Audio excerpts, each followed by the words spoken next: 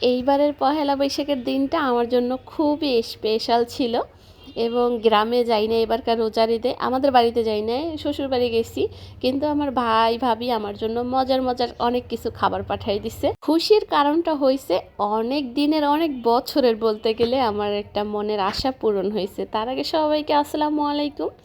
আর এইখানে প্রথমেই কিন্তু মুড়ি বের করে নিছি, অনেকগুলো মুড়ি পাঠাইছে।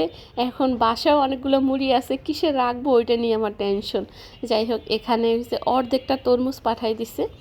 তরমুজটা কিন্তু বেশ বড় ছিল, এইখানে যদি একটু ছোট দেখা যায় কিন্তু অনেক বড় ছিল। আমরা হয়েছে 2 দিন লাগিয়ে তারপর খাইছি। আর এখানে হয়েছে একটা মিষ্টি কুমড়া দিছে। এর আগের বার হয়েছে মিষ্টি কুমড়া কাঁচা ছিল, এইবারটা হয়েছে পেকে গেছে, তো সেইখান থেকে একটা পাঠাইছে। আর তরমুজ হয়েছে নিয়ে আসছে আমার বোন, মনে হয় অল্প নিয়ে আসছে। আর ওর ওইখানে না অনেক মানুষ, মানে ভাগ ভাগ করে দিতে গেলে না তো দেখা যায় যে অল্প হয়ে যায়, আর আমার এরকম হয়ে যায়। আবার জান্নাতের বাবা হয়েছে রাত্রে একটা তরমুজ নিয়ে আসছে, আর এটা হয়েছে সন্ধ্যার দিকে আমি ভিডিও নিতে আসি। কালকের ভিডিওতে তো দেখাইছিল আমার ভাইগনা আসছে এত কিছু নিয়ে, তো কালকে আর শেয়ার করি নাই, তাহলে ভিডিওটা বড় হয়ে যাবে, ভাবলাম আজকের ভিডিওতেই শেয়ার করি।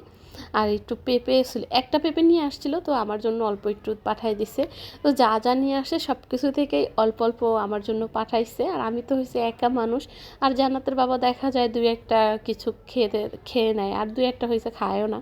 এখানে হয়েছে 2টা বিচি কলা, তো নিয়ে আসছিল যা যা ওইখান থেকে অল্প অল্প করে সব কিছু আমার বোন পাঠাইছে। এটা কাঁচকলা ছিল, আমি তো হয়েছে বুঝতেই ছিলাম না এটা কাঁচকলা না সবরি কলা কী কলা, তাই এবার ওর কাছে জিজ্ঞেসেছিলাম যে শুভ এটা কী কলা, তো ও বললো কাঁচকলাটা রান্না করে খাওয়ার।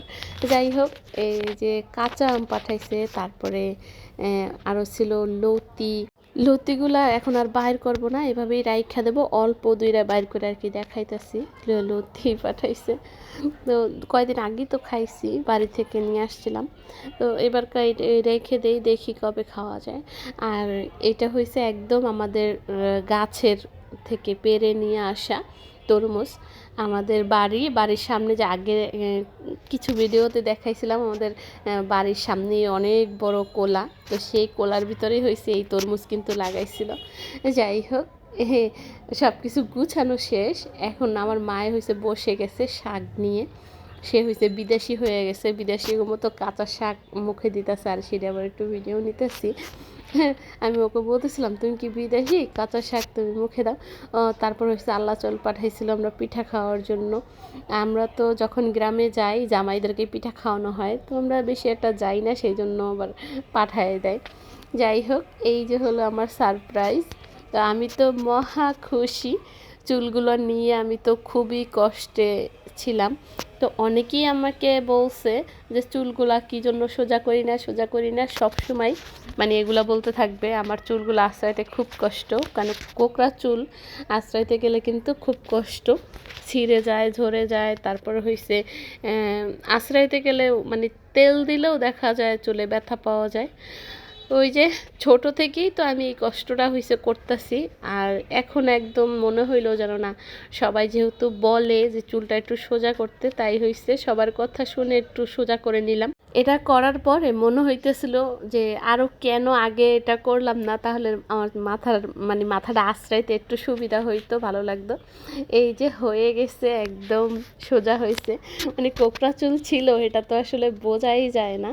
যাই হোক, একটু ঢং ঢং করে দেখাইতেছিলাম যে আমি একটু চুল সোজা করছি, আর আমি এত খুশি হয়েছিলাম, জান্নাতের বাবাকে কল করে দেখাইতেছিলাম দেখো কত সোজা হয়ে গেছে।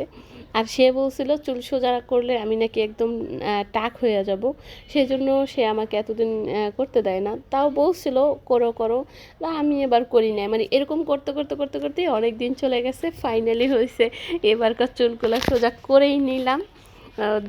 দেখি কি হয়, পরবর্তীতে যদি সমস্যা হয় সেটা তো আল্লাহই জানে, জানি না, মনের ভিতরে ভয় রেখে করছি, দেখি আল্লাহ কি করে জানি না।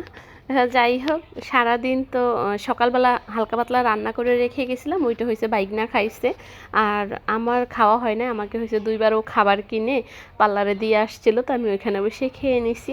আর এখন পেটে খুব খিদা লাগছে, আর ওকে দিয়ে মাংস নিয়ে আসা হয়েছিল, বাইকনারে টাকা দিয়ে গেছি, বলছি তুই একটু গরুর মাংস এনে রাখিস, তো আবার হয়েছে রেখে আইনারাই রাখছে।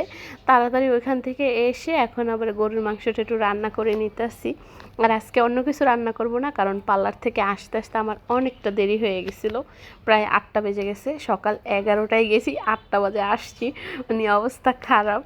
তারপরে হয়েছে তাড়াতাড়ি এসে রান্না করতেছি, আর এই তো হাতে মাখিয়ে রান্নাটা করতেছি সব ধরনের মশলা দিয়ে। তারপর হয়েছে চামচ দিয়েই মাখাইতেছি, এটাই হাতে মাখাই হয়ে গেল।